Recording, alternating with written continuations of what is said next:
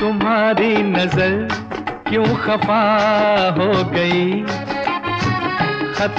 ये दास्तां है Hindi film industry के सुनहरे दौर की एक ऐसी मशहूर अभिनेत्री की जिसके कदमों ने हिंदी सिनेमा की खूबसूरती को आसमान तक पहुंचाया। मेरी तमन्नाओं की तकदीर तुम संवार दो। जब ये अभिनेत्री हिंदी सिनेमा में काम करने आई तो लोग क्यों इनको नरगिस समझ बैठे और कैसे इस अभिनेत्री ने 50 के दशक से लेकर 70 के दशक तक दूसरी बड़ी अभिनेत्रियों को बराबर की टक्कर देकर हमेशा लीड रोल में काम किया।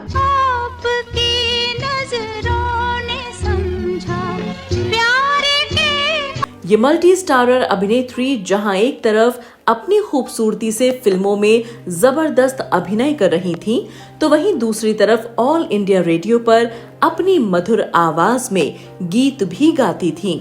लेकिन आगे चलकर इनकी जिंदगी में ऐसा क्या हुआ था कि इनको संगीत और अभिनय में से किसी एक को चुनना पड़ा। आजा तुझको इतना नाम, इतनी धन दौलत के बाद भी क्यों ये हिंदी सिनेमा की सबसे कंजूस हीरोइन कहलाईं? इनकी जिंदगी में ऐसा क्या हुआ था कि इनके बाथरूम से लाखों रुपए की बारिश हो गई और पुलिस के सामने वो कौन सा राज था जिसके कबूलनामे से पूरी दुनिया के पैरों तले जमीन निकल गई और इनके फैंस इनसे करने लगे नफरत। लेकिन मैं क्या करूं, कहां जाऊं? मेरे लिए दुनिया के सब दरवाजे बंद हो चुके हैं ताई। मुझे मरने दो ताई, मुझे मरने दो। कैसे इस अभिनेत्री को करनी पड़ी 3 शादियां? क्यों इनको हिंदी सिनेमा में सबसे वाहियात अभिनेत्री माना गया? क्यों इनको बॉलीवुड में काले धब्बे की तरह देखा गया? खता बख्श दो, गर खता हो गई। क्यों इस अभिनेत्री को अपनी नाक बदलवाने के लिए कहा गया और क्यों इस अभिनेत्री ने करीना कपूर की सास को सरेआम थप्पड़ मार दिया? बताएंगे और भी बहुत कुछ। आप बने रहिए हमारे साथ वीडियो के अंत तक। रूप ये तेरा जिसने बनाया वो। ये अदाकारा जब फिल्मों में काम करने मुंबई आई तब हिंदी सिनेमा पर नरगिस, मीना कुमारी, मधुबाला, नूतन जैसी अदाकाराओं का कब्जा था और वो रुपहले पर्दे पर छाई हुई थीं। प्यार किया तो डरना क्या, जब प्यार किया तो डरना क्या। इन सब के बीच अपनी पहचान बनाना बहुत मुश्किल था, लेकिन बेखौफ, बोल्ड, बेबाक रही ये अभिनेत्री का कमाल ही था कि वो अपनी पहचान बनाने में कामयाब रही और अपने साथ की सभी दूसरी अभिनेत्रियों को बराबर की टक्कर दी और अपने इसी अभिनय से ये जानी गई माला सिन्हा के नाम से। अच्छा बाबा, नमस्ते नमस्ते। कौन थी माला सिन्हा? कैसे उनका फिल्मों में आना हुआ और क्या थे उनके गंभीर विवाद जिसकी वजह से इन्होंने वो सब झेला जिसकी किसी ने उम्मीद नहीं की थी। शुरुआत करते हैं उनके जन्म और परिवार से। मस्ती भरा है समा, हम तुम्हें दोनों यहाँ। नमस्कार, आप सभी का स्वागत है बॉलीवुड नॉवेल के इस एपिसोड में। मिलती है जिंदगी में मोहब्बत कभी कभी। माला सिन्हा का जन्म 11 नवंबर 1936 को कोलकाता के एक ईसाई और नेपाली परिवार में हुआ था। इनके पिता का नाम एल्बर्ट सिन्हा था जबकि इनकी मां एक नेपाली महिला थी। माला सिन्हा के बचपन का नाम आल्डा था, लेकिन इनकी मां इनको बेबी कहकर बुलाती थी, इसीलिए माला आल्डा सिन्हा और बेबी सिन्हा के नाम से भी जानी जाती है। माला को बचपन में अपने नाम की वजह से काफी परेशानी झेलनी पड़ी थी। स्कूल में बच्चे माला को आल्डा की जगह डालडा घी कहकर चिढ़ाते थे, जिसकी शिकायत माला ने अपने घर पर की और इनकी माँ ने इनका नाम माला रख दिया, जिसके बाद इनको लोगों ने चिढ़ाना बंद कर दिया। माला को अपने बचपन के दिनों से ही संगीत और एक्टिंग दोनों में रुचि थी। माला जब कुछ बड़ी हुई तो इन्होंने कम उम्र में कोलकाता के ऑल इंडिया रेडियो केंद्र में बतौर एक सिंगर काम करना शुरू कर दिया। माला देखने में बहुत खूबसूरत थीं, तो ऐसे में इनको कई दोस्त एक्ट्रेस बनने के लिए कहा करते थे। लिहाजा माला सिन्हा ने 1950 में जय वैष्णो देवी और जय श्री कृष्णा बंगाली फिल्मों में अभिनय किया। ये एक बाल कलाकार के रूप में बंगाली फिल्म का हिस्सा बनी और अब माला बंगाली फिल्म और रेडियो दोनों पर काम कर रही थी। बड़े नासमझ हो, ये क्या चाहते हो। कुछ बंगाली फिल्मों में काम करने के बाद ये एक बंगाली फिल्म की शूटिंग के सिलसिले में कोलकाता से मुंबई चली आईं। यहाँ मुंबई में अचानक इनकी मुलाकात प्रसिद्ध अभिनेत्री गीता बाली से हो गई। गीता बाली को माला की खूबसूरती ने काफी प्रभावित किया। गीता को माला सिन्हा नरगिस जैसी लगी। गीता ने उनकी तुलना नरगिस से कर दी। इतनी तारीफ के बाद माला सिन्हा भी अपनी खूबसूरती को और अपने आप को नरगिस जैसा मानने लगी। मेरी आँखों से कोई नींद लिए। गीता बाली ने माला सिन्हा को मशहूर फिल्म निर्देशक केदार शर्मा से मिलवाया और केदार शर्मा ने इनको अपनी फिल्म रंगीन रातों में बतौर अभिनेत्री चुन लिया। माला अभी तक बंगाली और हिंदी फिल्म दोनों जगह काम कर रही थी, तो ऐसे में इनका रेडियो में काम करना मुश्किल हो गया था। लिहाजा कश्मकश के इस मोड़ पर परिवार और दोस्तों की सलाह पर इन्होंने बॉलीवुड की फिल्मों में जाना ही बेहतर समझा। शुरुआत में माला सिन्हा की एक भी फिल्म नहीं चली। वो काम तो कर रही थी, लेकिन सफलता अभी इनसे कोसों दूर थी। बंगाली और कई हिंदी फिल्मों में काम करने के बाद माला सिन्हा गुमनाम थी, तो ऐसे में इनके डूबते सफर को सहारा मिला हिंदी फिल्म के एक्टर और डायरेक्टर गुरुदत्त जी का। गुरुदत्त जी ने 1957 में फिल्म प्यासा में माला सिन्हा को कास्ट किया। माला ने इस फिल्म में कड़ी मेहनत की। फिल्म बनकर सिनेमा घरों तक पहुंची और इस फिल्म को दर्शकों ने दिल खोलकर प्यार दिया। इस फिल्म ने माला सिन्हा को वो पहचान दिलाई जिसके लिए वो कोलकाता से मुंबई आई थीं। इतने कठिन संघर्ष के बाद आखिरकार माला सिन्हा बॉलीवुड की सफल फिल्मों की सफल हीरोइन बन गयी। दौलत, नाम और शोहरत किस तरह क्यों ठुकरा रहे हो? अगर ठुकराना ही है तो उन भाइयों को ठुकराओ, शेख जी और उस दोस्त को ठुकराओ जिनसे तुम्हें शिकायत। प्यासा फिल्म की सफलता के बाद माला साल 1958 में राज कपूर की फिल्म परवरिश में दमदार अभिनय करते हुए दिखाई दी। इस फिल्म के कुछ गाने अपने दौर के सुपरहिट गीत बन गए थे।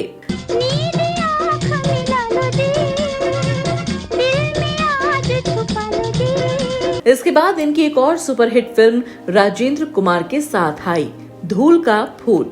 इस फिल्म को यश चोपड़ा ने बनाया था और इस फिल्म से ही यश चोपड़ा ने भी पहली बार निर्देशन के क्षेत्र में कदम रखा था। ये फिल्म भी उस दौर की सफल फिल्म थी। फिल्म की अपार सफलता ने माला सिन्हा को अब और दूसरी टॉप हीरोइनों की लाइन में लाकर खड़ा कर दिया था। तुमने मुझसे झूठे वादे किए, झूठी कस्में खाई, तुमने वफा की आड़ में बेवफाई का हाथ फैला। और अब ये मीना कुमारी, मधुबाला, नूतन, नरगिस, वहीदा रहमान, आशा पारेख के बराबर फिल्मों के लिए पैसे चार्ज करने लग गई थीं। रंग डाला ये जीवन हमने तेरे प्यार। सफलता के कदम चूम रही माला सिन्हा ने अब कई हिट और सुपरहिट फिल्मों को चार चांद लगाए और ये दुनिया न माने, जालसाज, माया, बेवकूफ जैसी फिल्मों में नजर आईं। इसके बाद साल 1962 में इनकी एक्टर मनोज कुमार के साथ एक और फिल्म आई, हरियाली और रास्ता। इस फिल्म की कामयाबी ने माला सिन्हा को 7वें आसमान पर पहुंचा दिया था। ये फिल्म मनोज कुमार और माला दोनों के ही जीवन की काफी महत्वपूर्ण फिल्म बन गई थी। चांद सी महबूबा हो मेरी, कब ऐसा मैंने सोचा। इसके बाद ये शम्मी कपूर के साथ फिल्म दिल तेरा दीवाना की हीरोइन बनी, तो वहीं फिल्म अनपढ़ में ये धर्मेंद्र के साथ कंधे से कंधा मिलाकर काम करते देखी गयी।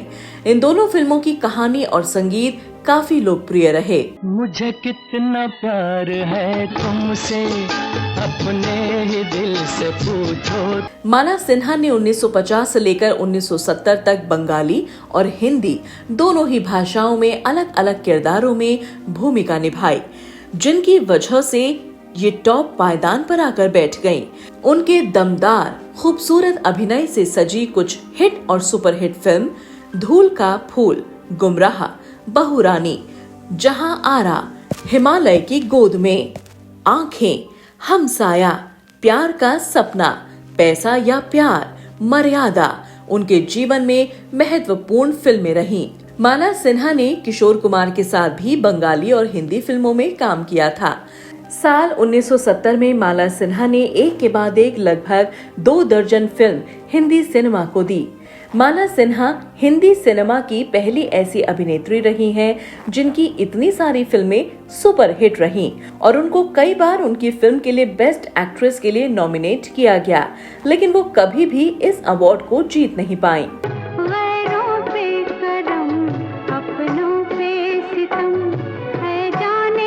80 का दशक आते आते माला सिन्हा पहले के मुकाबले कम हिंदी फिल्मों में दिखाई देने लगी।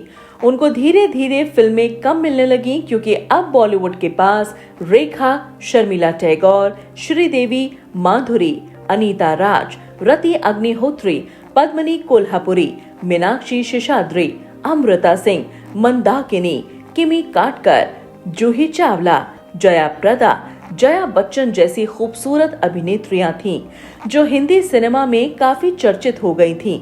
तो ऐसे में माला सिन्हा ने बतौर हीरोइन काम करना छोड़ दिया। फिल्मों में गंभीर रोल करने उन्होंने फिर शुरू कर दिए। समय गुजरता चला गया और माला सिन्हा अब फिल्मी पर्दे से गायब होने लगी। साल 1994 में उनको जिद नाम की एक फिल्म में देखा गया। ये फिल्म इनकी आखिरी फिल्म थी। इसके बाद ये पूरी तरह से हिंदी सिनेमा से अलग हो गई और अपने परिवार के साथ समय बिताने लगी।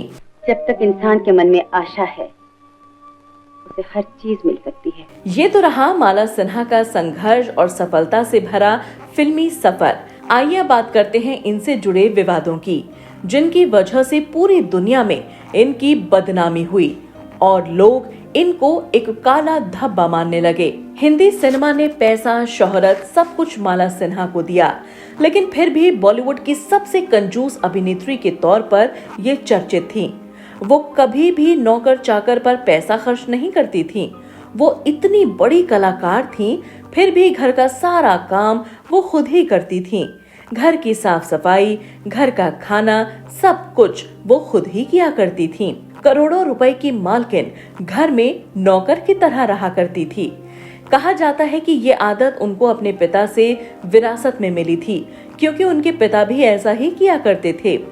कितनी अजीब विडंबना है कि फिल्मी पर्दे पर करोड़ों लोगों का दिल जीतने वाली ये अभिनेत्री घर में इस तरह से रहती थी।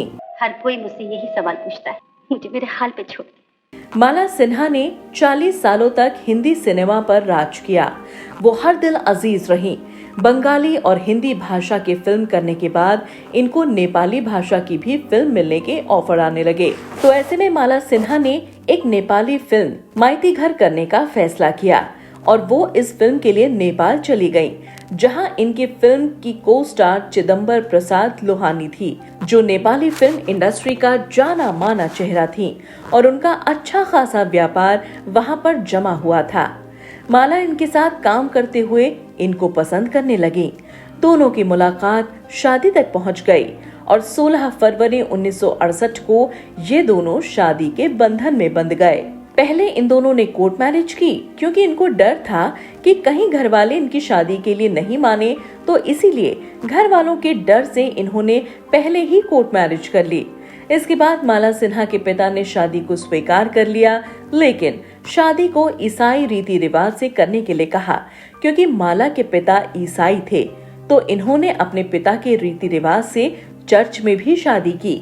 और फिर लोहानी के घर वाले हिंदू नेपाली थे और वो माला को तभी घर में अंदर ले सकते थे जब तक वो हिंदू रीति रिवाजों से 7 फेरे नहीं ले लेती। तो हुआ यूं कि इन्होंने हिंदू रीति रिवाजों से भी शादी की और इस तरह से माला सिन्हा ने एक ही इंसान से 3 बार शादी की, जो अपने आप में एक बड़ी बात है। मुझसे शादी कर लो महेश, मुझसे शादी कर लो। माला सिन्हा बॉलीवुड का एक चर्चित चेहरा थी। उनके पास फिल्मों की लाइन थी। वो उस समय भी पैसा कमाने में टॉप पर थी। लिहाजा एक दिन मुखबिर की खबर पर साल 1978 में इनके घर आईटी का छापा पड़ गया। तलाशी के दौरान माला सिन्हा के घर में एक वॉशरूम की दीवार से उस समय 12 लाख रुपए मिले। इतना कैश मिलना उस दौर में बड़ी बात थी। बताया जाता है कि ये पैसे उनके पिता ने माला की कमाई से निकालकर यहाँ छिपा कर रखे थे। पुलिस पैसे को जब्त करके ले गई। माला और उनके पिता इन पैसों को यूं ही नहीं जाने देना चाहते थे, इसलिए माला और उनके पिता ने वकील की मदद ली और उनकी सलाह पर एक ऐसा कदम उठा लिया जिसकी वजह से इनको वाहियात एक्ट्रेस और बॉलीवुड पर काला धब्बा माना जाने लगा। बस अब जुल्म की इंतहा हो गई। केस कोर्ट में गया और माला सिन्हा ने कोर्ट में ये बयान दे दिया कि उन्होंने ये सारे पैसे वेश्यावृत्ति जिस्म फरोशी करके कमाए हैं। उनकी इस बात ने सबको हिलाकर रख दिया। जिसने भी इस बात को सुना उसके पैरों तले जमीन खिसक गई और ये खबर सभी न्यूज़पेपर की हेडलाइन बन गई और माला सिन्हा को लोग गंदी नजर से देखने लगे। उनके फैंस उनसे नफरत करने लगे और कुछ डायरेक्टर और प्रोड्यूसर ने माला सिन्हा से दूरियां बना ली और इस तरह पैसों को बचाने के लिए माला सिन्हा ने वो दाग अपने ऊपर लगा लिया जो शायद ही कभी मिट पाए। झूठी गवाही दे रही है। नहीं सरकार नहीं, मेरा विश्वास कीजिए, मैंने जो कुछ भी कहा बिल्कुल सच कहा, बिल्कुल सच, बिल्कुल सच। माला सिन्हा हमेशा चर्चा में बनी रही, कभी फिल्म की सफलता को लेकर तो कभी अपनी पर्सनल जिंदगी को लेकर। माला सिन्हा काफी सुलझी हुई अभिनेत्री रही हैं। उनका बर्ताव हमेशा बड़ा शालीनता वाला रहा है, लेकिन एक बार उनकी जिंदगी में मशहूर अभिनेत्री शर्मिला टैगोर के साथ हुई झगड़े ने काफी सुर्खियां बटोरी थी। हुआ यूं कि साल 1968 में आई फिल्म हमसाया के सेट पर माला सिन्हा ने शर्मिला टैगोर को सबके सामने एक जोरदार थप्पड़ मार दिया था। बताया जाता है कि इस फिल्म की शूटिंग में सब कुछ ठीक चल रहा था, लेकिन इन दोनों अभिनेत्रियों के बीच एक दूसरे के स्टारडम, स्टाइल, फैशन को लेकर कुछ बहस पिछले कई दिनों से चली आ रही थी और एक दिन फिल्म के सेट पर ये दोनों अभिनेत्री आपस में भिड़ गईं और माला सिन्हा ने शर्मिला को एक तमाचा रसीद कर दिया। फिल्म के हीरो जॉय मुखर्जी ने बीच बचाव कराया, जिसके बाद इन दोनों अभिनेत्रियों ने एक दूसरे से बात नहीं की।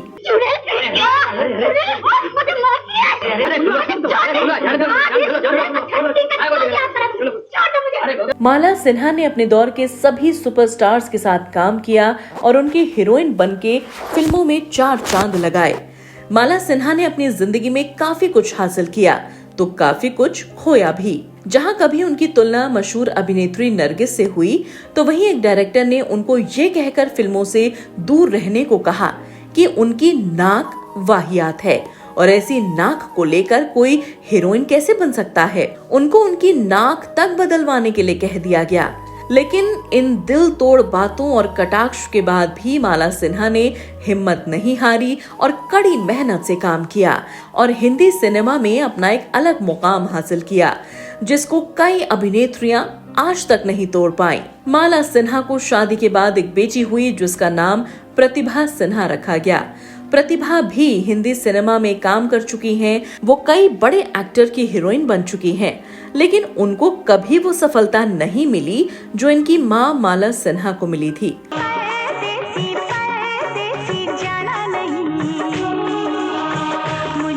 कुछ समय काम करने के बाद प्रतिभा भी फिल्मों से दूर हो गईं और अब माला सिन्हा और प्रतिभा दोनों एक साथ मुंबई में रहते हैं। माला सिन्हा हिंदी सिनेमा की इकलौती ऐसी अभिनेत्री हैं जिनको 4 बार बेस्ट अभिनेत्री के लिए नॉमिनेट किया गया, लेकिन वो कभी भी ये खिताब नहीं जीत पाई। हालांकि फिल्मों से संन्यास लेने के बाद माला को 2018 में film fair life time achievement award से सम्मानित किया गया था। इसके अलावा माला सिन्हा को कुछ स्टेट्स अवार्ड भी मिले। अब माला सिन्हा और उनकी बेटी साथ में रहते हैं। बेटी अपनी माँ का पूरा ख्याल रखती हैं और माँ बेटी अपनी जिंदगी में खुश हैं। तो ये थी माला सिन्हा जो एक छोटी सी जगह से आई और जिंदगी के उतार चढ़ाव से गुजरते हुए टॉप पायदान पर पहुंची। उन्होंने हिंदी सिनेमा को अपनी एक्टिंग से सजी ढेरों फिल्म हम सभी को दी, जिनको आज भी लोग पूरे परिवार के साथ बैठकर देखते हैं। उनके इस अमूल्य योगदान को पूरी दुनिया हमेशा याद रखेगी और माला सिन्हा हमेशा लोगों के दिलों पर राज करती रहेंगी। बॉलीवुड नॉवेल की पूरी टीम माला सिन्हा के उत्तम स्वास्थ्य और लंबी आयु की कामना करती है।